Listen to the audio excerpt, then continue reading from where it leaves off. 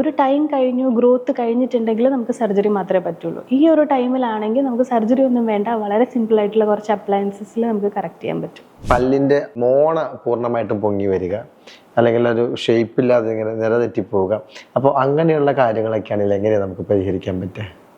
നമുക്ക് skeletal corrections എന്നാണ് അതിൽ വരുന്നത്. ഡെന്റോഫേഷ്യൽ ഓർത്തോപീഡിക്സും കൂടെയാണ് എൻ്റെ ഒരു സ്പെഷ്യാലിറ്റി വരുന്നത്.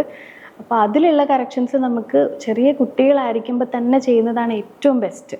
ഇപ്പോൾ കുട്ടികളിലാണെങ്കിൽ തന്നെ ഒരു 7 വയസ്സ് തൊട്ട് ഒരു 12 വയസ്സൊക്കെ വരെ, 5 വർഷത്തെ ഒരു വളർച്ചയുടെ കാലഘട്ടം, കറക്റ്റ് ആ ടൈമിലൊക്കെ എന്ന് പറയുമ്പോൾ വളരുന്നതിൻ്റെ കൂടെ തന്നെ നമുക്കൊന്ന് ഡയറക്റ്റ് ചെയ്ത് കൊടുക്കാൻ പറ്റും ഈ ഗ്രോത്തിനെ. അപ്പോൾ അങ്ങനത്തെ എല്ലുകൾ പല്ല് പൊങ്ങിയിട്ടുണ്ട്, അതിൻ്റെ കൂടെ മോണ പൊങ്ങിയിട്ടുണ്ട്, താടിയെല്ലാം മുന്നോട്ടോ പുറകോട്ടോ ഒക്കെ ആണെന്നുണ്ടെങ്കിൽ അതിൻ്റെയൊക്കെ കറക്ഷൻസ് നമുക്ക് ആ ഒരു സമയത്ത് ചെയ്യാൻ പറ്റും. അപ്പോൾ സർജറി ഒന്നും വേണ്ട ആ കാലഘട്ടത്തിലാണെങ്കിൽ? ഒരു ടൈം കഴിഞ്ഞു, ഗ്രോത്ത് കഴിഞ്ഞിട്ടുണ്ടെങ്കിൽ നമുക്ക് സർജറി മാത്രമേ പറ്റുള്ളൂ. ഈ ഒരു ടൈമിലാണെങ്കിൽ നമുക്ക് സർജറി ഒന്നും വേണ്ട, വളരെ സിമ്പിൾ ആയിട്ടുള്ള കുറച്ച് അപ്ലയൻസസിൽ നമുക്ക് കറക്റ്റ് ചെയ്യാൻ പറ്റും.